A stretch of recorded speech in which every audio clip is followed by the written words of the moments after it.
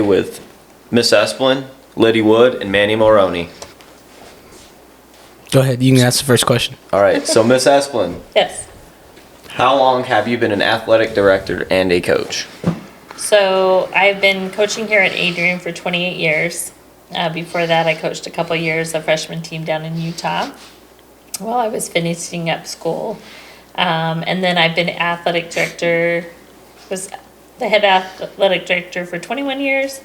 And then I'm now the assistant to one of my past students, Mr. Ellsworth. So he's been the head athletic director for 3 years now. So I'm in my 24th year of being involved in the athletic director part. So cool. I believe you taught my mom as well. I did teach your mom. Generational now. Generational for sure. That's awesome.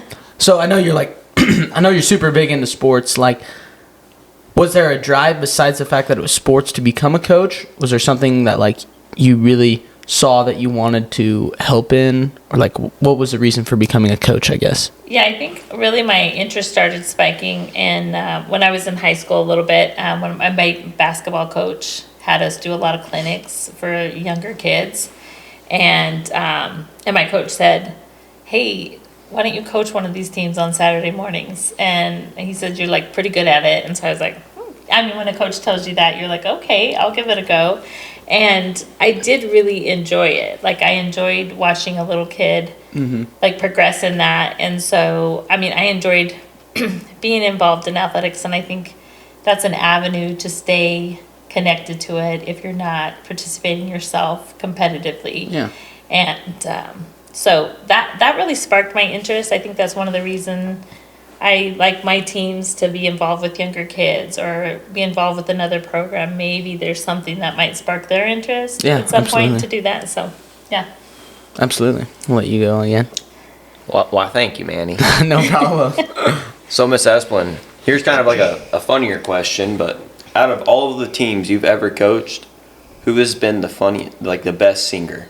The best singer. Yes. I was thinking about this because you kind of told me ahead of time on that one, and I don't know if I could come up with definitely singing. Liddy. No. But the thing that probably stood out to me the most was a year we went to a camp in Crook County, and we had to do a skit in front of all the teams, and so there was probably 250 girls or so around there. And I was super surprised. The girls kind of came up with this idea, and the coach that was coaching them, when you go to some of these camps, they have a coach, and she was actually from Hawaii, and she was like, "I don't know about this," and I'm like, "Hey, just I think they'll do fine." And so they did a sketch from Studio C, which is Angel on My Shoulder, and you have an angel and the devil. If you've ever seen that one, go onto Studio C, you can see it. Well, they did that, and Selena Villarreal, amazing. We won the skit competition. Awesome. Yeah, and that's so awesome. I just think that was one of my first memory that popped in my head. I was like, sometimes they tell you go with that answer. That's what popped in my head is it was totally comical. I laughed pretty hard. So in terms of funny, or best, that group was pretty, interesting to watch. So were they like that, just all around, or was it kind of a certain couple individuals were like that? Well, Selena definitely was that way. She had a ton of energy to do things, and so she was always game to be creative and stuff like that. So I don't know if I've ever heard her sing, and I don't know. I'd have to think about the singing one a little bit more, but yeah. Yeah, it's kind of funny. Yeah. There's always teams though that have that, and makes everything a little more interesting. Yeah. That when you can have that humor in practice for sure, and so that's super awesome. Right. So as a coach, what's one thing you've taken away from your years of coaching? I guess something I'd like to ask. Yeah, I think I've enjoyed it. I think you also have to, you got to take the, some of the challenges with some of the, highs. Sometimes people say highs and lows, but a lot of times I like to look at it as there's challenges in coaching and you're never going to get away from that.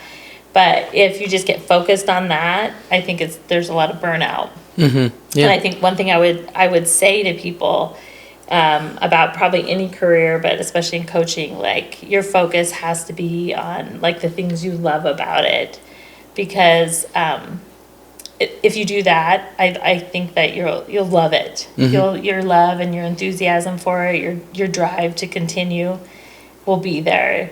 If you just get hyper focused on the things that are most challenging about, and that could probably be true in any career. Oh yeah, absolutely. You get hyper focused on those things, and I think you just, yeah. And I think, I've always said this one in my classes a lot. Comparison is a thief of joy. I think you cannot compare yourself to someone else. Yeah. And you have to see like what you bring to the table and like put your best effort out there. And absolutely. I think that's something I've taken for coaching, because it gets tested.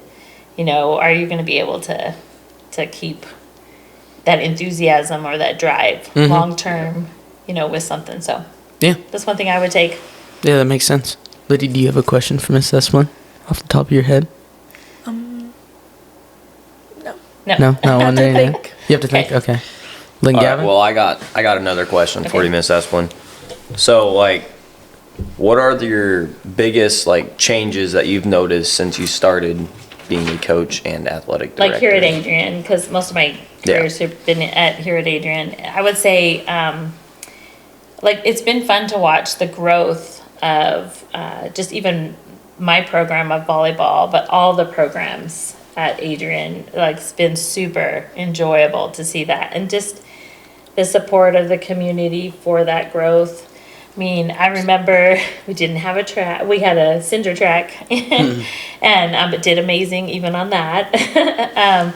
We didn't have a bigger gym, and we just had a lot of teams trying to share, a facility. Sometimes I look back at that and go, how was that possible? Yeah, that we were able to do that. Yes, a lot of that.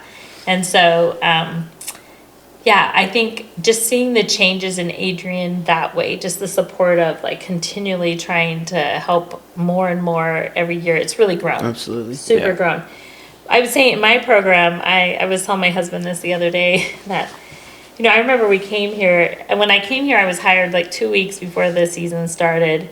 And so that was kind of, probably new for the girls. And in the first day, the girls told me, and they were a great group of girls. I super enjoyed them too. I mean, I couldn't have started with a better group probably, it was so nice for me. But they did say, I wasn't married then, and they were like, Miss Cost, we're more of a basketball team. And I was like, well, you look pretty athletic to me. We could do something for volleyball, but. That's funny. But we struggled that first year, but then they put in a ton of work, and like, that group, I wish I could have had what I always tell them. I ran into a couple of them this summer, and I always tell them, like, if I had you one more year, I mean, we could have made something happen. Really, they were, that group, I just wanted one more year for sure. So, that was a good group. But that's one thing I've seen, just the change in, maybe just our program in volleyball growing to be like a successful program that kids, really put effort into. And it's not that they weren't before, but, when you hear that coming in and kind of see what it was, that's been fun and enjoyable to feel like you take a program and like really make it better as much as you can. Yeah. Well, you kind of hit on something I was going to add on or say about, but like, has the amount of like support from the community changed, or has it been consistently like for sports? Because I know like now, like you show up to a volleyball game, I mean, half the football team's there. Most of the community, who some of them don't even have kids on the volleyball team anymore. I mean, Joel and Vicky are always there. Like there's Dave and Rebecca. I can think of quite a few people off the top of my head that just are there. Is that a new growth, or has it always kind of been there? Well, I was, really pleasantly surprised when I came to Adrian, just how much there was community support. And I think it's always been there. The community's probably ebbed and flowed a little bit, just the number of kids or people involved in it. But there's always those ones that are just solid. Tried and true. They're going to come. They're antelopes, and they're going to be here supporting and trying to. And even if they can't make it, nowadays, I'll hear, hey, I watched it on NFHS or on Huddle, And I'm like, that's awesome. Like, you don't know all the people that are, like, taking their time out to watch your game. And that's kind of cool. Like, I think, technology's helped a few more people that maybe can't make every game in person. Like, they're there. And I've always felt that. Like, there's good support. My grandpa does that. Yeah. He does it so often. It's so funny. Like, one time he called me and was like, you tell George, make sure that huddle camera's working because I'm watching the game tonight. Yeah. And I was like, which one? I'm like, which huddle cam was broken down? He's like, I don't know, but I can't get the volleyball game or the football game right now. Right. Yeah. So it's neat to hear that. Yeah, absolutely. All right, so I got one more question for you, Miss Esplin. If you could go back in time to rewatch one of the games you've coached, which game would it be? That's a good one. Yeah, that was a really good one. And I'm glad he kind of told me ahead of time so I could think about this. But, it is still my first answers that would come. I would tell you two. I couldn't narrow it down. And they were kind of for different reasons. So in 2007, we finished second. So that championship game, here's what I would go back in time. If I could go back in time and help myself coach what I know now, what I didn't know then, because we finished second. And that's been one game, if I could go back in time and, like, help myself a little bit there.